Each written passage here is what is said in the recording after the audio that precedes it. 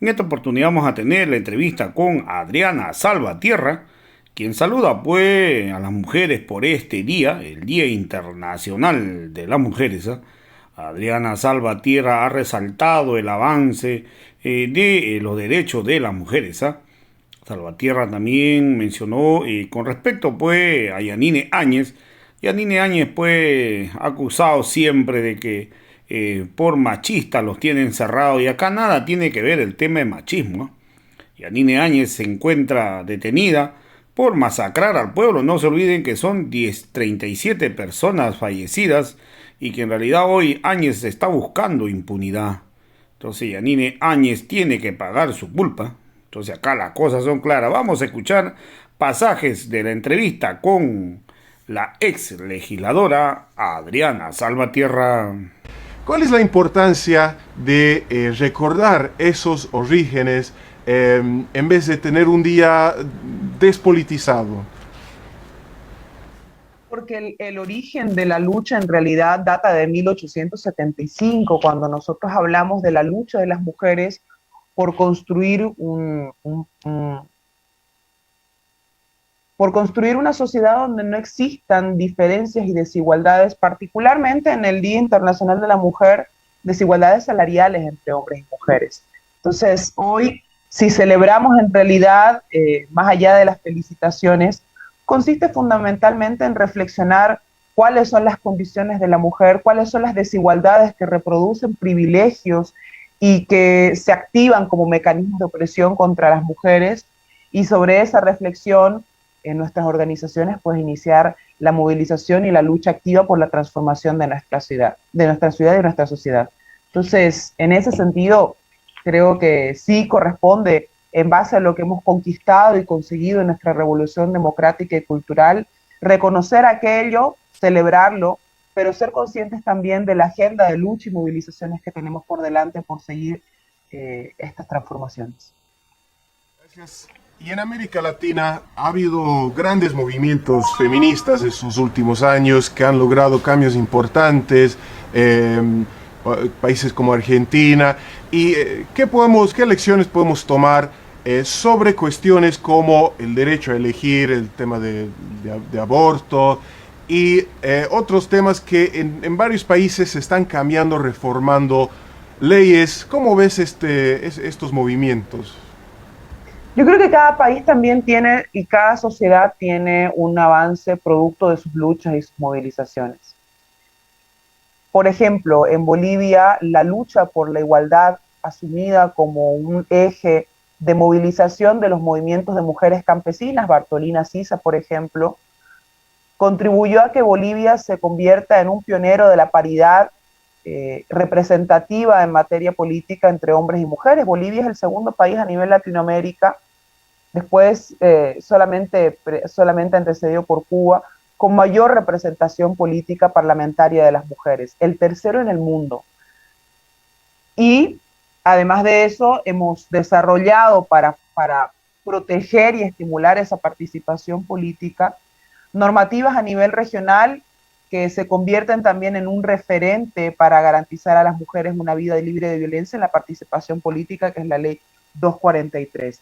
Esos avances que tuvimos en nuestra revolución democrática y cultural en el gobierno de nuestro compañero y hermano Evo Morales han contribuido también a ampliar después la lucha de las mujeres en otros ejes. La lucha contra la violencia a la mujer, que es un principio también constitucionalizado para garantizar a las mujeres una vida libre de violencia y que es una responsabilidad principal del Estado. Y también, por ejemplo, en materia económica, la titulación de tierra para las mujeres. No olvidemos que en Bolivia hasta el 2005, antes de que inicie el gobierno de nuestro compañero Evo Morales, apenas el 15% de los títulos agrarios estaban a nombre de las mujeres.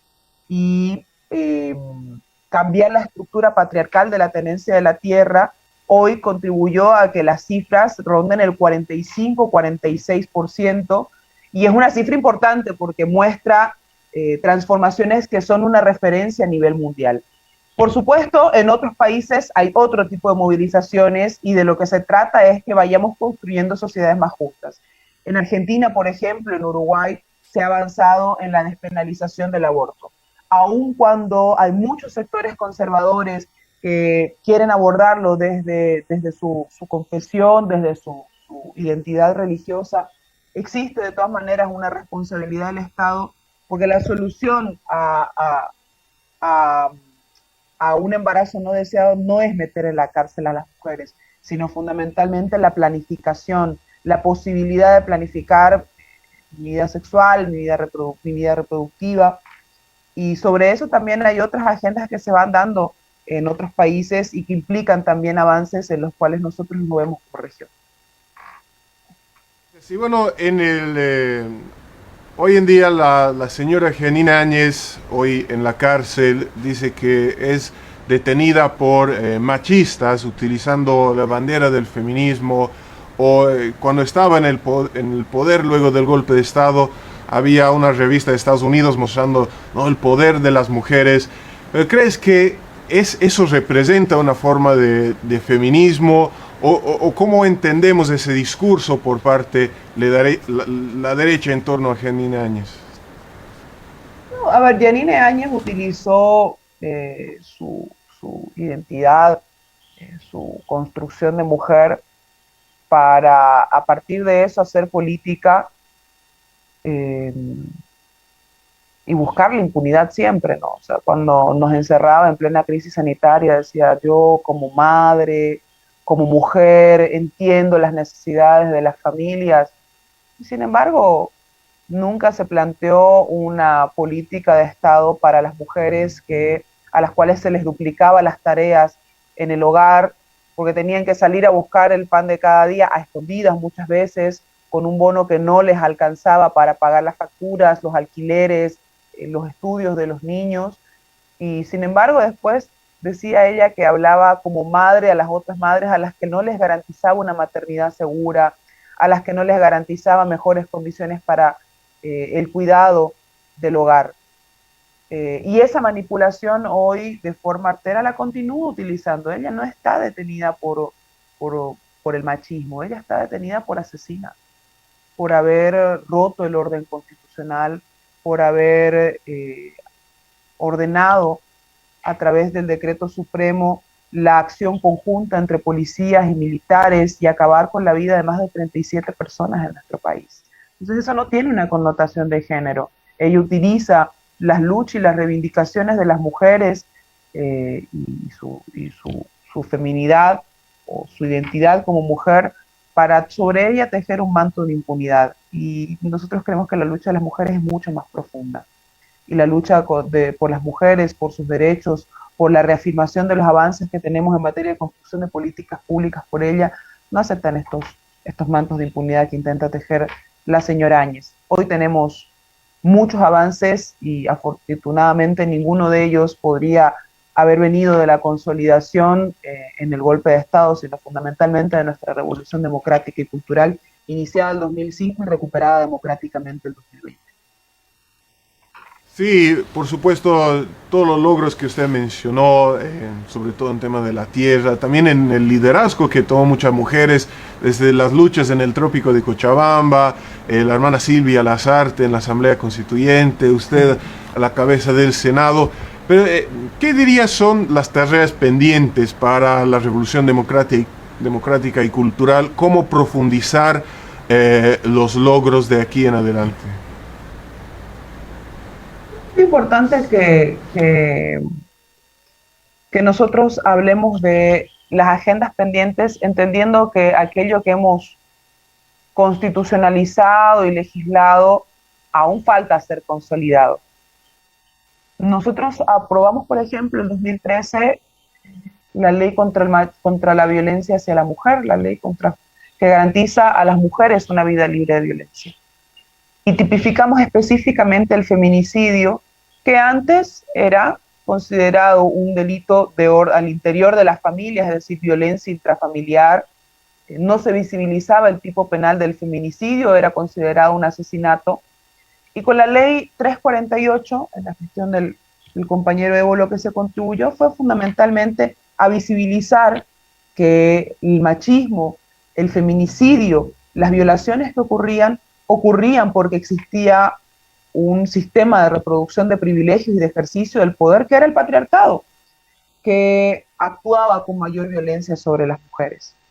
Entonces, al visibilizar eso y entender que no era violencia intrafamiliar, sino violencia contra la mujer, visibilizamos que esto no era un problema de la familia, no era un problema de orden privado, es un delito que ofende, denigra y lastima a la sociedad y que el Estado tiene una responsabilidad al respecto. Entonces, sacarlo del ámbito exclusivamente familiar, lo que contribuyó fue fundamentalmente visibilizarlo. Con el feminicidio lo mismo.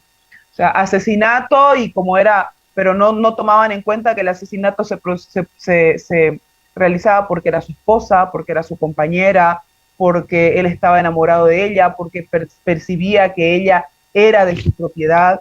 Entonces, al visibilizar esto, a lo que se contribuyó fue no solamente a ponerle el foco al problema y abordarlo desde una perspectiva distinta, sino también a construir una institucionalidad preparada para atender estos casos de violencia contra la mujer. Ahora, esa construcción institucional encontró mecanismos para corromperse. Por eso es que nuestro compañero Luis Arce planteó la conformación de esta comisión de investigación sobre los delitos de feminicidio y violación, porque hubieron malos administradores de justicia que le encontraron la vuelta a la ley. Que cuando la ley dice para un caso de feminicidio 30 años sin derecho a indulto, malos administradores de justicia y malos miembros del órgano judicial se corrompieron y lo que hicieron no fue solamente aceptar plata para liberar un feminicida, lo que hicieron fue poner en riesgo a nuestra sociedad, garantizar impunidad y fundamentalmente promover y sostener el dolor de las familias que sufrieron este tipo de agresiones o que perdieron un ser querido. Entonces, las tareas pendientes pasan por consolidar lo que hemos construido en nuestra revolución democrática y cultural, realizar los ajustes necesarios para que, por ejemplo, los anuncios que tenía previsto el compañero presidente Luis Arce estaban vinculados a sanciones a los malos administradores de justicia. Y esas son una de las tareas pendientes. Pero también tenemos otras, tenemos las tareas de la brecha de desigualdad salarial entre hombres y mujeres, que todavía subsiste, especialmente en los rangos más jerárquicos en el ámbito privado, o por ejemplo las tareas del hogar, que se le endilgan y se le naturalizan hacia la mujer cuando esto finalmente lo que hace es desconocer el tiempo que la mujer dedica a las tareas de la reproducción de la familia, de la sociedad y del hogar, y que al ser desconocidas finalmente lo que hace es reproducir injusticias. Entonces tenemos hacia adelante y en perspectiva la consolidación de lo que hemos construido, pero también el avance en estas otras agendas que complementan la construcción de una sociedad más justa entre hombres y mujeres.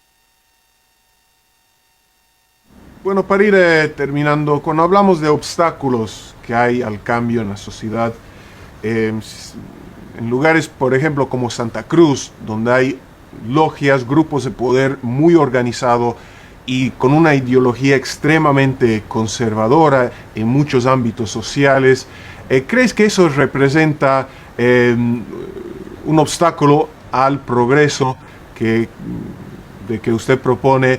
¿Y cómo podemos entender ese tipo de ideología, pensamiento que persiste ahora? No, son propios de estructuras de poder conservadoras que se oponen no al movimiento del socialismo, no a solo a nuestra revolución democrática y cultural y los principios que la sustentan, sino se oponen fundamentalmente a las transformaciones. El comité cívico y la postura del comité cívico y de las fuerzas conservadoras en Santa Cruz no ha cambiado. O sea, ellos plantean, nos venden la idea de que, por ejemplo, el federalismo sería una profundización o una radicalización de la autonomía. No es así. Es un debate que tenemos que brindarlo nosotros en nuestras fuerzas políticas. Pero son sectores sumamente conservadores, vinculados a las logias, a los grupos de poder económicos que utilizan la política para reproducir sus privilegios de clase.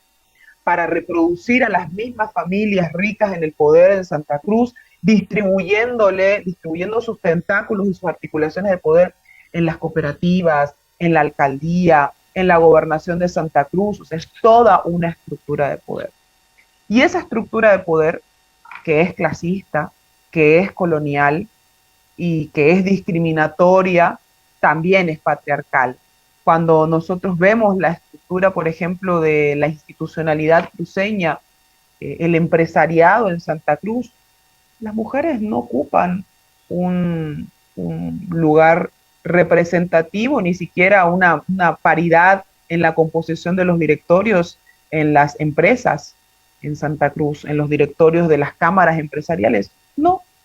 Y no es que no lo hacen por falta de capacidad, no lo hacen porque las estructuras de poder que reproducen privilegios de clase también reproducen coloniales, también reproducen privilegios de carácter patriarcal. Las estructuras de poder continúan siendo dominadas y estructuradas para reproducir el poder de hombres ricos, pero fundamentalmente hombres ricos que discriminan a las naciones y pueblos indígenas. Entonces, tenemos una agenda pendiente que no es la agenda de las mujeres por su lado, no es la agenda de las feministas por su lado. El movimiento de mujeres, los movimientos de mujeres, los feminismos no van a lograr alcanzar una transformación de carácter estructural y profundo si no es en la medida de la articulación, como fue en la Asamblea Constituyente, con un conjunto de sectores que también demandan la transformación de la sociedad y del Estado. Y es articulando las luchas, es articulando las movilizaciones, articulando las agendas colectivas. Muchísimas gracias por estar con nosotros este día tan importante, compartir su análisis, informándonos también. Y bueno, tal vez para ir cerrando, tal vez un último mensaje para todas las mujeres de nuestra audiencia, de las organizaciones sociales que han participado en las grandes luchas de esta revolución democrática y cultural. No, una de nuestras grandes referencias fue la Marcha por la Vida y la Soberanía Nacional, conducida por las mujeres del Trópico en 1995. Y esa movilización para nosotros se convierte en una referencia de cómo las mujeres salen a dar el cuerpo en momentos altamente complejos. Yo recuerdo cuando fue el golpe de Estado, también movimientos de mujeres y las marchas de las mujeres fueron asediadas, perseguidas, maltratadas por los movimientos de la resistencia juvenil Cochala. Aquí en Santa Cruz, contra las mujeres campesinas, contra la mujer de pollera, también se concentró la discriminación, el racismo, la violencia, y eso hoy se convierte en un punto de partida al cual nosotros debemos mirar para nunca más volver. Nos quedan pendientes muchas agendas por delante, y mi último mensaje sería celebrar lo que hemos conquistado, porque no es poco, porque cuando ustedes contrastan con otros países se dan cuenta de que hemos avanzado muchísimo, pero ese avance no debe llevarnos al conformismo, debe llevarnos a comprender cuáles son